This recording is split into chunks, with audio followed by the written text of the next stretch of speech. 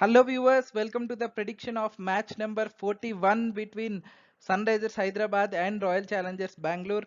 వీళ్ళిద్దరి మధ్య లాస్ట్ జరిగిన మ్యాచ్ మనం చూసాము ఈ సీజన్లో. అది చిన్నస్వామి స్టేడియంలో జరిగింది. ఆల్మోస్ట్ బ్యాటింగ్ రికార్డులన్నీ బ్రేక్ అయిపోయాయి. ఎస్ఆర్హెచ్ చెలరేగి ఆడి 287 రన్లు కొట్టారు ఆ మ్యాచ్లో. మొత్తం ఇప్పటివరకు నా బ్యాటింగ్ రికార్డ్స్ అన్నీ మొత్తం కొట్టేశారు ఆ మ్యాచ్లో చెప్పాలంటే. అండ్ వాళ్ళిద్దరి మధ్య ఇప్పుడు ఇంకొక రెండో మ్యాచ్ జరగబోతుంది ఈ ఐపీఎల్లో. అండ్ ఈసారి ఈ మ్యాచ్ జరగబోతుంది హైదరాబాద్లోని ఉప్పల్ స్టేడియంలో. మనం ఆల్రెడీ చూసాం హైదరాబాద్లో ఎస్ఆర్హెచ్ ఎంత స్ట్రాంగ్ ఉన్నారు. ఆల్రెడీ ఎంఐని సిఎస్కేని ఓడించున్నారు వాళ్ళ గ్రౌండ్లో. ముంబై ఇండియన్స్ మీద 277 కొట్టున్నారు వాళ్ళ బౌలింగ్ లైనప్ మీదే. ఇంకా అయితే ఈ ఆర్సీబీ బౌలింగ్ కూడా సరిపోయింది దానికి తగ్గట్టే. సో చాలా వీక్గా ఉన్న టోర్నమెంట్ మొత్తంలో వీక్గా ఉన్న బౌలింగ్ లైనప్ ఏదంటే అది ఆర్సీబీదే. సో ఇంత బ్యాటింగ్ స్ట్రాంగ్గా ఉన్న టీము 250 260 ఈజీగా కొడుతున్న టీము, ఇంత బౌలింగ్ వీక్ ఉన్న టీం, అది కూడా వాళ్ళ హోమ్ గ్రౌండ్లో జరగబోతుందంటే అందరి ఎక్స్పెక్టేషన్స్ ఏంటంటే రేపు 300 బ్రేక్ అవ్వబోతుంది అని ఎక్స్పెక్ట్ చేస్తున్నారు ఖచ్చితంగా. సో వీళ్ళిద్దరి మధ్య హెడ్ టు హెడ్ రికార్డ్స్ ఏంటి, ఈ మ్యాచ్ ప్రిడిక్షన్ ఏంటి, ఆ 300 అవ్వాలంటే ఏమేమి జరగాలి అనేది ఈ వీడియోలో డిస్కస్ చేసుకుందాం.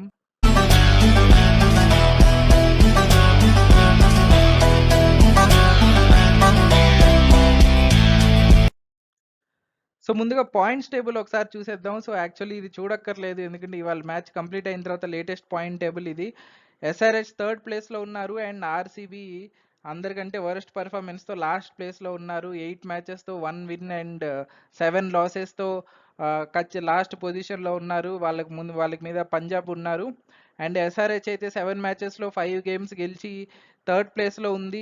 పాయింట్స్ టేబుల్ టై అయి ఉంది ఎల్ఎస్జీతో అండ్ కేకేఆర్తో. But still net run rate కొంచెం మీడియంగా ఉన్నందువల్ల కేకేఆర్ కంటే తక్కువ ఉన్నందువల్ల థర్డ్లో ఉంది.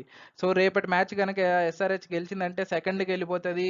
ప్లే ఆఫ్స్ వైపు ఇంకొక అడుగు దగ్గరికి వేసిందనే చెప్పాలి. సో వాళ్ళకి క్రూషియల్ మ్యాచ్ అనే చెప్పాలి. ఆర్సీబీకి మ్యాథమెటికల్గా ఛాన్సెస్ ఉన్నాయి కానీ ప్లే ఆఫ్స్కి రియాలిటీ వాళ్ళు అన్ని 6 మ్యాచ్లు గెలిచినా కూడా వెళ్తారని చెప్పలేము. చాలా అదర్ టీమ్స్ రిజల్ట్ అన్ని వాళ్ళకి అనుకూలంగా జరగాలి అప్పుడే వెళ్ళగలరు ప్లే ఆఫ్స్కి.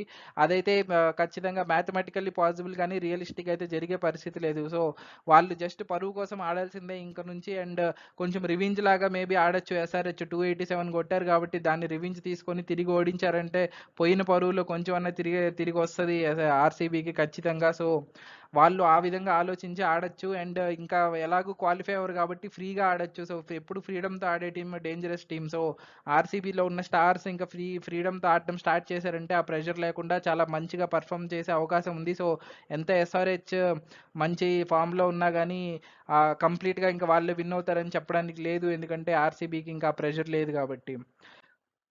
సో మొత్తానికి వీళ్ళ మధ్య హెడ్ టు హెడ్ రికార్డ్ ఒకసారి చూసేద్దాం. సో ఇప్పటి వరకు వీళ్ళిద్దరు ఐపీఎల్లో 24 సార్లు ఆడారు. అందులో హెడ్ టు హెడ్ ఎస్ఆర్హెచ్ వైపే ఉంది. ఎస్ఆర్హెచ్ 13 సార్లు గెలిచారు. ఆర్సీబీ 10 సార్లు గెలిచింది అండ్ ఒక్క మ్యాచ్లో అయితే రిజల్ట్ రాలేదు. అదే లాస్ట్ 5 మ్యాచెస్లో చూసుకుంటే వీళ్ళ రిజల్ట్ ఆర్సీబీ వైపు ఉంది. ఈ రిజల్ట్ అయితే ఆర్సీబీ 3 మ్యాచ్లు గెలిచింది అండ్ ఎస్ఆర్హెచ్ 2 మ్యాచ్లే గెలిచింది. బట్ ఈ సీజన్ లేటెస్ట్ చూసుకుంటే ఎస్ఆర్హెచ్ గెలిచింది ఆ మ్యాచ్. అండ్ రేపు మ్యాచ్ జరగబోతుంది ఉప్పల్ స్టేడియంలో. అండ్ ఉప్పల్ స్టేడియంలో ఇప్పటివరకు 8 సార్లు ఆడితే అది ఎస్ఆర్హెచ్ హోమ్ గ్రౌండ్ కాబట్టి వాళ్ళు మంచి అడ్వాంటేజ్తో 6 టైమ్స్ గెలిచున్నారు ఎప్పటి నుంచో. అండ్ దెన్ ఆర్సీబీ 2 మ్యాచ్లు గెలిచింది. అండ్ ప్రెజెంట్ ఫామ్ చూసుకుంటే SRH 4 back to back wins. వాళ్ళు ఫస్ట్ 3 మ్యాచెస్లో ఒక మ్యాచే గెలిచారు. ఇంత స్ట్రాంగ్ టీం ఉన్నా కానీ ఏంటి గెలవట్లేదు అని అనుకున్నారు వాళ్ళు, అనుకున్నారు ఫ్యాన్స్ అంతా. బట్ దాని తర్వాత చూపించారు, చెలరేగా ఆడడం స్టార్ట్ చేశారు. మొత్తానికి 4 విన్స్తో ఉన్నారు వాళ్ళు. అండ్ ఆర్సీబీ ఫస్ట్ 2 మ్యాచ్లో ఒక మ్యాచ్ గెలిచింది. దాని తర్వాత వరుసగా 6 మ్యాచ్లు ఓడిపోయింది. ఇప్పటివరకు అయితే వాళ్ళైతే 5 లాసెస్తో ఉన్నారు కరెంట్ ఫామ్. సో ఈ స్టాటిస్టిక్స్ అన్ని చూస్తే క్లియర్ ఫేవరెట్స్ ఎవరంటే ఎస్ఆర్హెచ్ అనే చెప్పాలి. అండ్ ఒకసారి టీమ్స్ ఎలా ఉన్నారు, ప్లేయర్స్ ఎవరు ఫామ్లో ఉన్నారని చూస్తే ముందుగా ఎస్ఆర్హెచ్ తీసుకుందాం. సో నేను ఇక్కడ ఫామ్లో ఉన్న ప్లేయర్స్ని గ్రీన్లో చూపిస్తున్నాను, ఫామ్లో లేని ప్లేయర్స్ని రెడ్లో చూపిస్తున్నాను. కొంచెం యావరేజ్గా అటు ఇటు ఒక మ్యాచ్ ఆడుతూ ఒక మ్యాచ్ ఫెయిల్ అవుతూ ఆడుతున్న వాళ్ళని వైట్లో పెట్టాను. విరాట్ కోహ్లీని వైట్లో పెట్టాలంటే చాలా కష్టంగా ఉంది. ఎందుకంటే ఫస్ట్ 3-4 మ్యాచెస్ అద్భుతంగా ఆడిన విరాట్ కోహ్లీ లాస్ట్ ఒక 3-4 ఇన్నింగ్స్గా పెద్ద ఇన్నింగ్స్ లేదు విరాట్ కోహ్లీ నుంచి. నేను అందుకే గ్రీన్లో పెట్టకుండా వైట్లో పెట్టాను తన ఆరెంజ్ క్యాప్ హోల్డర్ అయినప్పటికీ. సో ఎస్ఆర్హెచ్కి top run scorer Travis Head ఉన్నాడు. And then top wicket taker T Natarajan ఉన్నాడు. ఆర్సీబీకి top run scorer Virat Kohli and top wicket taker is Yash Dayal. ఫస్ట్గా ఎస్ఆర్హెచ్ గురించి మాట్లాడుకుందాం. సో చూడండి, అసలు ప్లేయింగ్ 11లో అయితే ఒక్కరు కూడా అసలు ఫామ్‌లో లేరు వీళ్ళని చెప్పడానికి లేదు. ఎందుకంటే ఎవ్రీవన్ ఈస్ పర్ఫార్మింగ్ వెల్. ముఖ్యంగా బ్యాటింగ్ అయితే 7 మందిలో 7 మంది బ్యాట్స్‌మెన్ ఫామ్‌లో ఉన్నారు. నేను ఓన్లీ ఎయిడెన్ మార్క్రమ్‌ని మాత్రమే కొంచెం వైట్‌లో పెట్టాను. ఎందుకంటే ఎయిడెన్ మార్క్రమ్ ఒక మ్యాచ్ ఆడుతూ, ఒక మ్యాచ్ ఆడకుండా సో, అలా ఉంది కొంచెం యావరేజ్‌గా అందుకే వైట్‌లో పెట్టాను. మిగిలిన అందరూ మాత్రం ప్రతి మ్యాచ్ మినిమమ్ గ్యారంటీ లాగా మినిమమ్ 15 రన్స్, 20 రన్స్ కొడుతున్నారు మంచి స్ట్రైక్ రేట్‌తో. అందుకే everyone is in green. So, top ఆర్డర్‌కి, మిడిల్ ఆర్డర్‌కి 9 ఇస్తాను నేనైతే రేటింగ్ ఔట్ ఆఫ్ 10. బౌలింగే కొంచెం ఎస్ఆర్‌హెచ్ ఇబ్బంది. సో, పార్షియల్‌గా అది చెప్పాలంటే ఎస్ఆర్‌హెచ్ 260, 70, 80 కొట్టినప్పుడు మిగతా నెక్స్ట్ వచ్చే second team obviously they will come swinging hard. ఎక్కువ ప్రతి మ్యాచ్ ఊపడానికి, ప్రతి బాల్ ఊపడానికి ట్రై చేస్తారు కాబట్టి ఆబ్వియస్లీ రన్స్‌కి వెళ్తారు బౌలర్స్. సో, అది కూడా పార్షియల్‌గా రీజన్ ఎస్ఆర్‌హెచ్ బౌలర్స్ స్టాటిస్టిక్స్ అంతగా లేకపోవడానికి. బట్ దాంట్లో కూడా ప్యాట్ కమిన్స్ చూస్తున్నాము ఎవ్రీ మ్యాచ్ అసలు 20 క్రోర్స్‌కి ఇంకా ఎక్కువే పెట్టొచ్చు అన్న రేంజ్‌లో పర్ఫామ్ చేస్తున్నాడు బౌలింగ్‌లో. వాళ్ళందరూ ఫెయిల్ అయినా కూడా. అండ్ నటరాజన్ కూడా లాస్ట్ మ్యాచ్ చూసాం 4 వికెట్స్ అద్భుతంగా పర్ఫామ్ చేశాడు. ఫామ్‌లోకి వచ్చేసి వాళ్ళకైతే టాప్ వికెట్ టేకర్ అయిపోయాడు.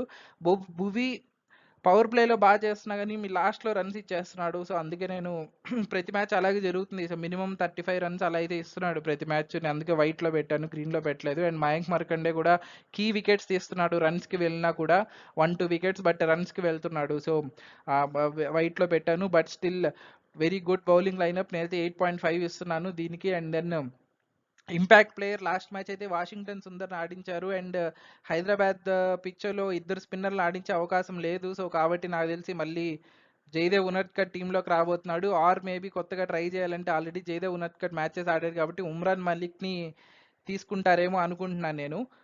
ఉమ్రాన్ మలిక్‌ని. సో, అందుకే ఇక్కడ ఉమ్రాన్ మలిక్ అని రాశాను. సో, మేబీ వాషింగ్టన్ సుందర్ ప్లేస్‌లో ఇంపాక్ట్ ప్లేయర్‌గా ఉమ్రాన్ మలిక్ రావచ్చు. సో, చూద్దాం జయదేవ్ ఉనద్కట్‌ని ఆడిస్తారా? లేదంటే ఉమ్రాన్ మలిక్‌ని ఆడిస్తారా? ఫాస్ట్ బౌలర్‌ని ఆడించడం అయితే కన్ఫర్మ్ అదైతే. ఆర్‌సీబీ విషయానికొచ్చేస్తే చూడండి గ్రీన్‌లో ఉన్నది 3 ప్లేయర్సే. అది కూడా will Jackson, Rajat Patidar last match బాగా పర్ఫామ్ చేశారు కాబట్టి గ్రీన్‌లో పెట్టాను. పాటిదార్ దాని ముందు మ్యాచ్ కూడా పర్ఫామ్ చేశాడు. So, okay. డీకే మాత్రమే ఎవ్రీ మ్యాచ్ కన్సిస్టెంట్‌గా పర్ఫామ్ చేస్తున్నాడు. డూప్లెసీ ఒక మ్యాచ్ ఆడుతున్నాడు, ఒక మ్యాచ్ ఆడట్లేదు. విరాట్ కోహ్లీ కూడా లాస్ట్ 2, 3 ఇన్నింగ్స్‌గా పెద్ద ఇన్నింగ్స్ లేదు. సో, కానీ పెద్దగా వీళ్ళిద్దరైతే ఏదో ఒక మ్యాచ్ ఇద్దరిలో ఒకరు ఆడుతున్నారు ఖచ్చితంగా ఏదో ఒక మ్యాచ్‌లో. సో, కాబట్టి రేపు ఎవరో ఒకరు పెద్ద ఇన్నింగ్స్ ఆడే అవకాశం ఉంది వీళ్ళిద్దరిలో.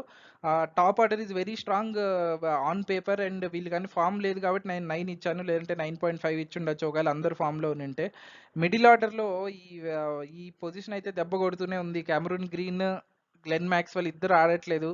కెమెరూన్ లాస్ట్ మ్యాచ్ ఓడిపోవడానికి కారణం నేనైతే కెమెరూన్ గ్రీన్ అని అనుకుంటున్నాను. ఒక రెక్లెస్ షాట్ ఆడాడు సునీల్ నారాయణ్ దాంట్లో. అక్కడే మ్యాచ్ టర్న్ అయింది. కొంచెం అక్కడ తన ఓవర్ కొంచెం నిదానంగా ఆడుకొని ఒక 2 ఓవర్స్ తర్వాత హిట్టింగ్ చేసి ఉండొచ్చు.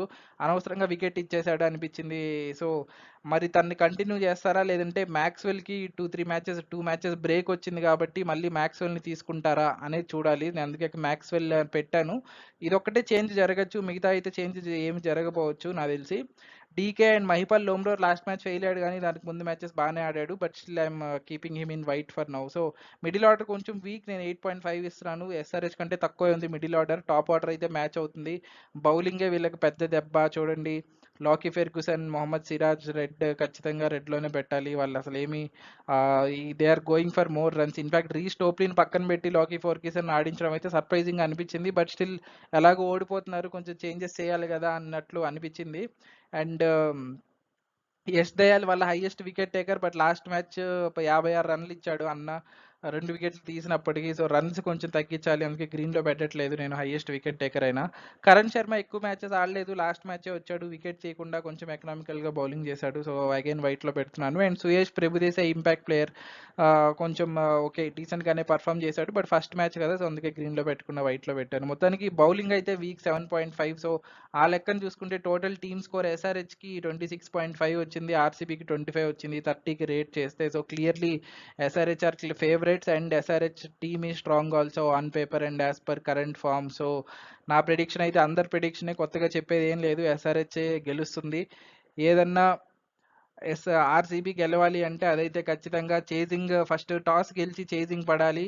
మళ్ళీ ఎస్ఆర్హెచ్‌కి బ్యాటింగ్ ఇచ్చారా అని తిట్టుకోకండి. ఎందుకంటే వాళ్ళు డిఫెండింగ్‌లో గెలిచే ఛాన్సే లేదు ఆర్‌సీబీకి. టాస్ గెలిస్తే మళ్ళీ బౌలింగ్ తీసుకుంటే ఆశ్చర్యపడకండి. మళ్ళీ 200, 300 కొట్టించుకోవడానికి అని చెప్పి తిట్టుకోకండి. ఎందుకంటే ఆర్‌సీబీ ఫస్ట్ బ్యాటింగ్ చేస్తే డిఫెండ్ చేసేది ఎవరు దాన్ని? వాళ్ళ బౌలర్స్ లేరు. సో ఆర్సీబీ బ్యాటింగ్ చేసినా ఉపయోగం లేదు. వాళ్ళకి ఛాన్సెస్ ఉండేది గెలవడానికి చేజింగ్‌లోనే. వాళ్ళు ఒక 250 కొట్టినా దాన్ని చేజ్ చేయడానికి ట్రై చేయొచ్చు ఆర్సీబీ. సో కాబట్టి టాస్ గెలిచి బౌలింగ్ తీసుకుంటే మీరేం తిట్టుకోకండి ఆర్సీబీని. అండ్ దెన్ ఒకవేళ నేనేం చెప్తున్నా అంటే ఆర్సీబీ గెలవాలి అంటే మేబీ టాస్ గెలిచి ఫస్ట్‌లో Travis Head or Abhishek Sharma wicket తీసేస్తే first over or second over, so power play అంత పెద్ద పవర్ ప్లే రాదు. ఎందుకంటే 1 డౌన్‌లో వచ్చే ఎయిడెన్ మార్క్రమ్ గానీ, నితీష్ వచ్చినా గానీ అంత ఎక్స్‌ప్లోజివ్‌గా ఆడరు ఫస్ట్ నుంచే. ఒక 10 బాల్స్ అలా నిదానంగా ఆడతారు. సో పవర్ ప్లే కంట్రోల్ చేసి మేబీ ఒక 200, 220 లోపు కంట్రోల్ చేసి ఎస్ఆర్‌హెచ్‌ని దాన్ని చేజ్ చేస్తే ఒక with some good innings by Virat Kohli or Faf du Plessis పాసిబులే ఇది. కంప్లీట్‌లీ ఇంపాసిబుల్ అని చెప్పలేము.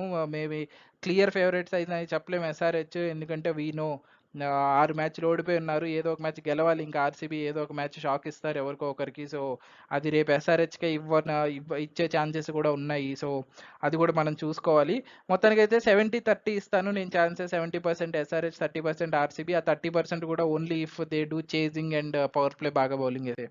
అండ్ ఈ మ్యాచ్ డిసైడ్ అయ్యే ఎక్కువ ఫ్యాక్టర్స్ అంటే అగైన్ నేను చెప్పినట్టు ఫస్ట్ ఓపెనింగ్ పార్ట్నర్షిప్. ఎందుకు వీళ్ళ ప్రతి మ్యాచ్ అంతంత పెద్ద స్కోర్లు వస్తున్నాయంటే కారణం పవర్ ప్లేలో ఇద్దరు కలిసి గుమ్మేస్తున్నారు. ఒకరు అవుట్ అయితే స్కోర్ తగ్గుతుంది. ఇద్దరు పవర్ ప్లే వరకు ఉన్నారంటే ఇంకా అంతే, ఇంకా చూడక్కర్లేదు ఆ మ్యాచ్ని. సో ఆ రేంజ్లో ఉంది.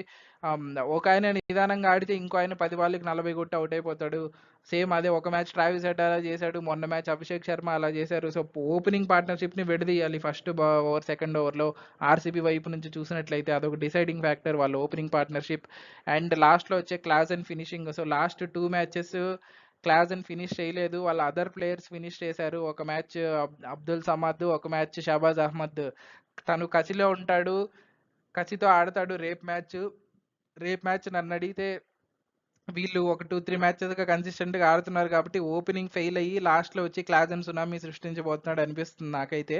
సో క్లాసెన్ ఫినిషింగ్ చాలా డిసైడింగ్ ఫ్యాక్టర్ అవ్వబోతుంది రేపు.